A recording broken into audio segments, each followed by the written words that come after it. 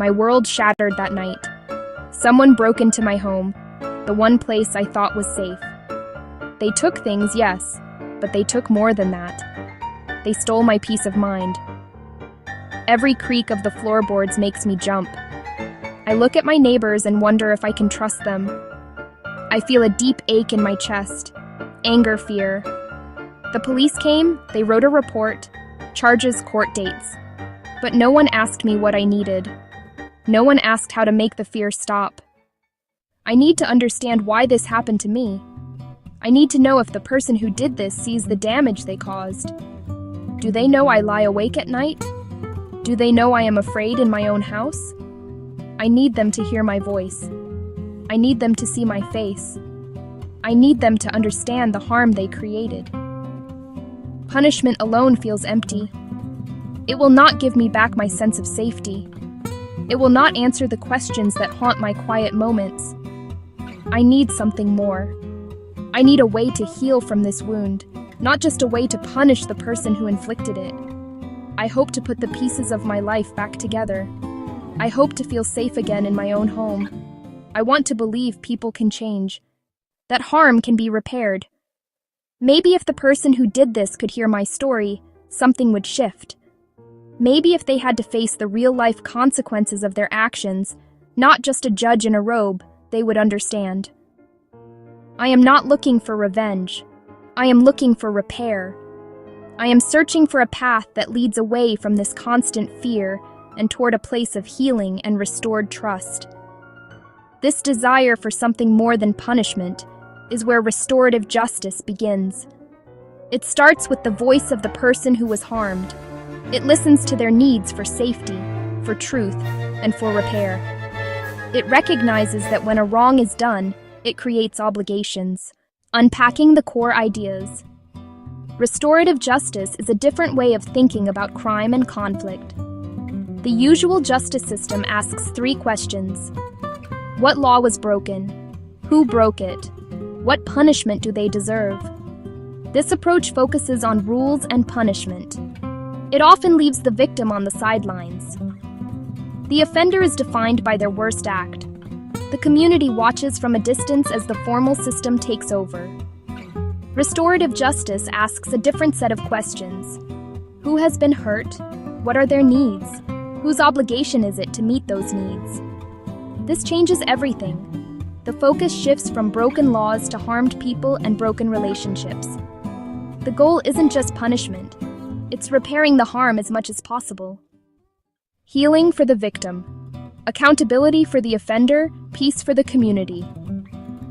This approach is built on a few simple but powerful ideas. The first idea, harm creates obligations. The person who caused the harm must understand the impact and do what they can to make things right. The second idea, victims should have a voice, a right to be heard, to ask questions, to say what they need to heal. The third idea, the community has a role. Supporting both parties, upholding respect, upholding safety. Ultimately, restorative justice restores balance. Restore the person harmed to security. Restore them to dignity. Safety is the most important rule in restorative justice. Without a deep and unwavering commitment to safety, the process cannot work. It can even cause more harm. This means the physical, emotional, psychological well-being of every participant, especially the person who was harmed. They must be the top priority at all times. Before any meeting happens, careful preparation must be done. Create a safe container for the difficult conversation. The principle of consent is central to ensuring safety. No one can be forced to participate. The person who was harmed must voluntarily agree to take part. They have the right to say no at any time, for any reason. They also have the right to choose how they participate. They might not want to meet the offender face to face. They could choose to write a letter to be read aloud. They could have a trusted friend or advocate speak for them. Giving the victim control over their participation helps restore agency. A trained facilitator plays a critical role in establishing and maintaining safety. This person is not a judge, but a guide. The facilitator meets with the victim separately. The facilitator meets with the offender separately. They listen to each person's story. They explain the process clearly. They set ground rules for respectful communication. During the meeting, the facilitator ensures rules are followed. No one is shamed, no one is blamed, no one is interrupted. The facilitator's calm and steady presence helps everyone feel secure enough to speak honestly and vulnerably. The restorative meeting, often called a conference or a circle, is the heart of the process. It is a carefully structured conversation designed to allow for truth-telling and problem-solving. It is not an argument or a debate. It is a guided dialogue with a clear purpose, to address the harm and decide together what needs to be done. The structure is simple but powerful. The meeting begins with the person who was harmed. They share what happened and how it affected them. Next, the person who caused the harm responds, acknowledges, and accepts responsibility. Afterward, the group creates a plan: apology, restitution, service, counseling, and writes clear steps everyone agrees on. Accountability in the traditional justice system often means one thing: punishment. It is about serving time, paying a fine, or following probation rules. Often, offenders never face the person they hurt or take personal steps to make things right. This is passive accountability. Restorative justice is active and relational. It asks three things: understand impact, take responsibility, take action to repair. This is more demanding than simply accepting a punishment. It requires courage, empathy, and effort, Making amends is the tangible part of this active accountability. If a teen vandalized a park bench, amends can go beyond paying for it. Working with the Parks Department for a month, writing a respectful apology, completing realistic tasks, related to the harm, respectful to the victim, and achievable for the offender. Active amends can restore self-worth and connection. Studies show restorative processes can lower reoffending by building real understanding of consequences. The power of restorative justice is best seen in small, real-life examples. Imagine a group of students who spray-painted graffiti on the wall of a local grocery store. The store owner was angry and felt disrespected. The police caught the students. Instead of juvenile court, they referred the case to a restorative circle.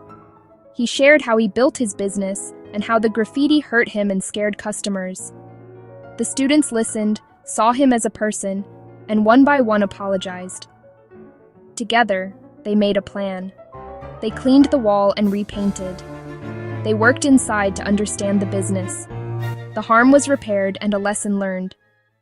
Consider another story: a stolen bicycle. A young woman's only transportation to work was taken. She was devastated. The thief, a teenager from the neighborhood, was caught. In the conference, she described the impact. She had to spend on bus fare and was late to work twice. She felt violated and insecure. He had never thought about these consequences. He stole to help with family bills, not an excuse, but context.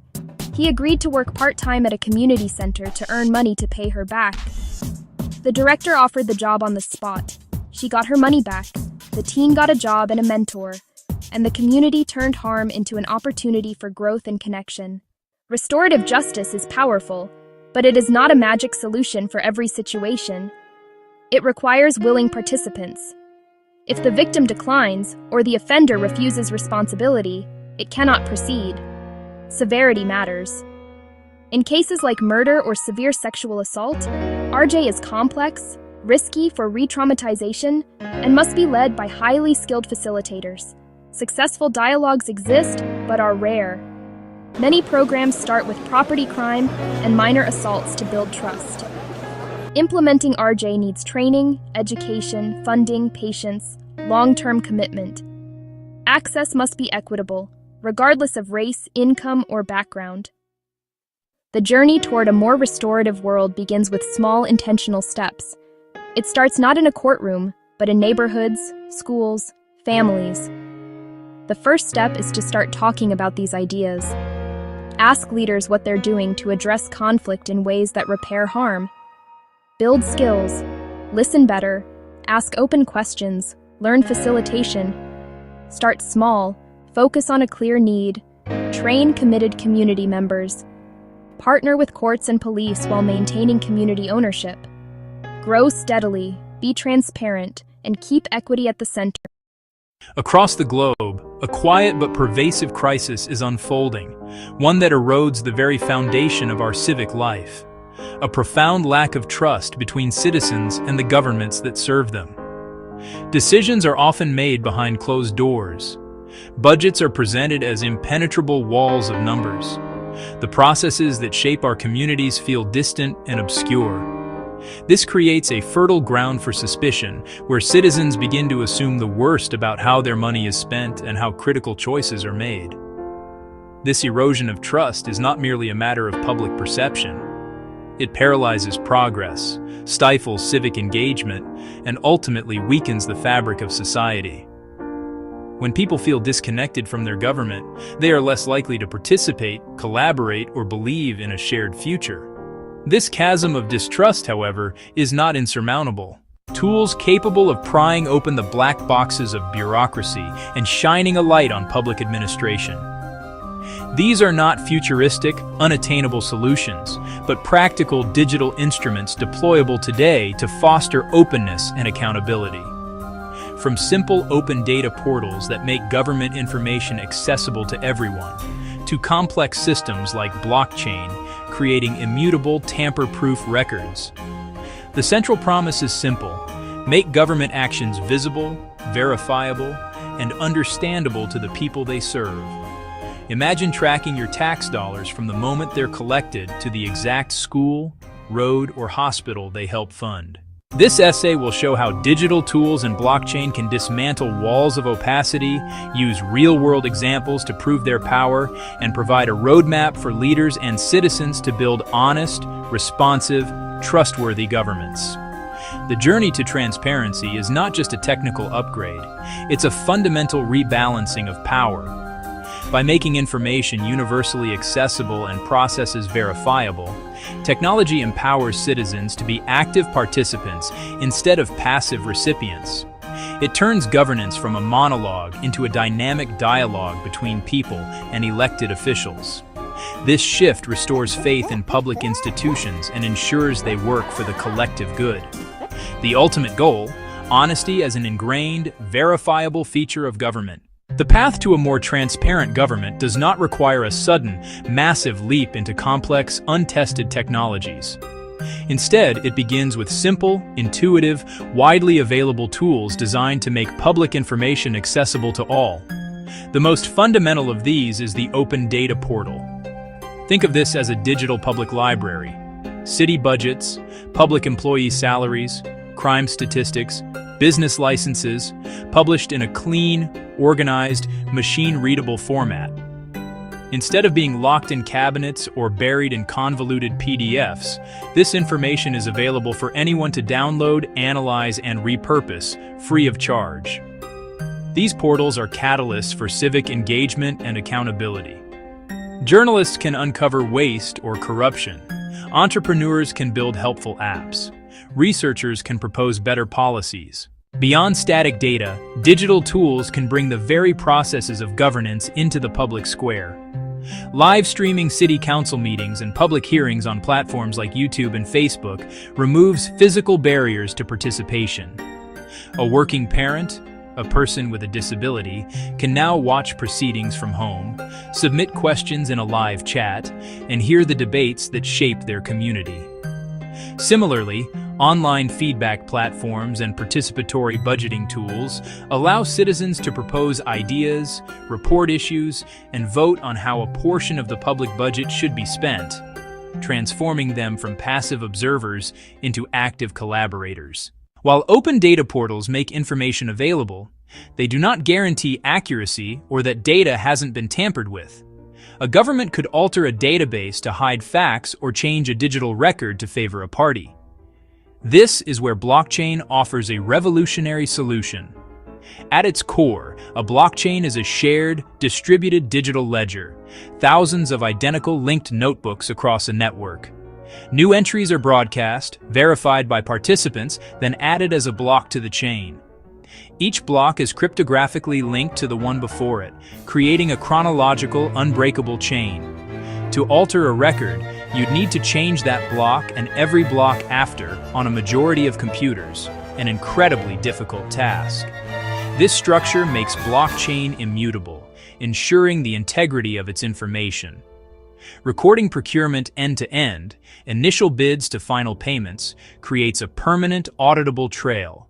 No secret bid edits, no hidden favors without a footprint. Land registries, aid tracking, even voting systems gain verifiable integrity.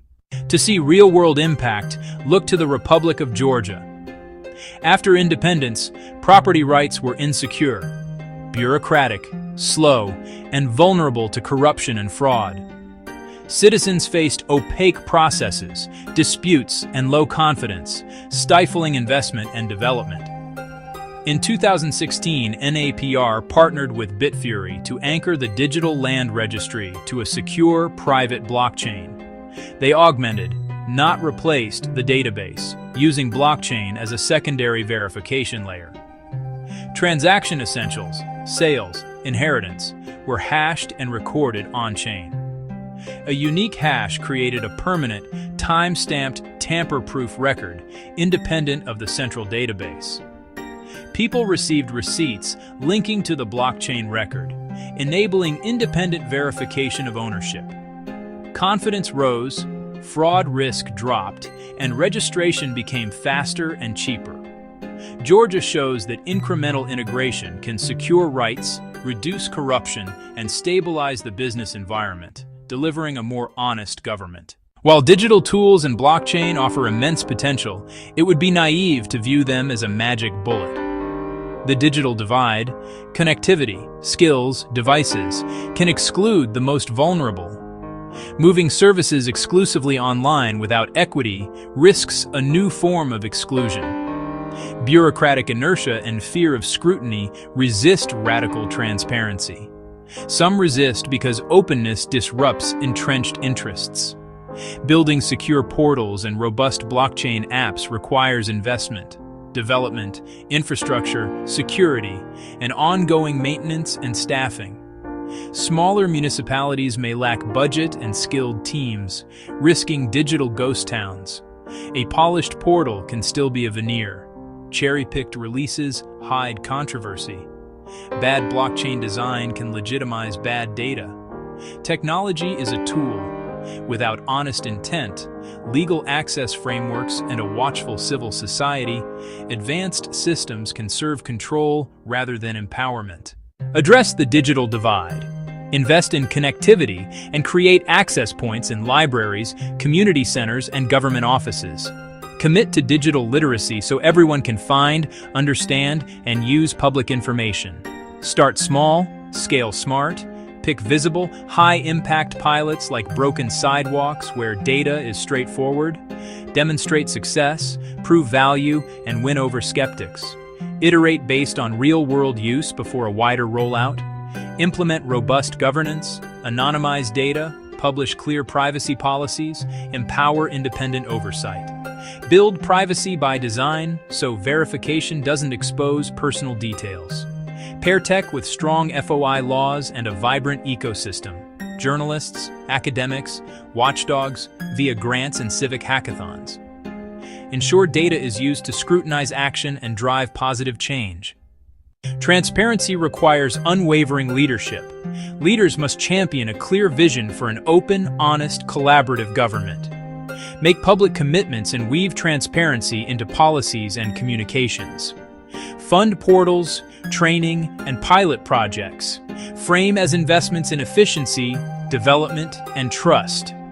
Transparent procurement reduces fraud and boosts competition. Identify innovators, give them cover to experiment, celebrate wins, and formalize roles like an Office of Innovation or a Chief Data Officer. Be accountable, share successes and failures, use data to engage the public in fixing problems. Model a culture where data drives learning, not blame. Leaders must build the political and cultural infrastructure where transparency can flourish.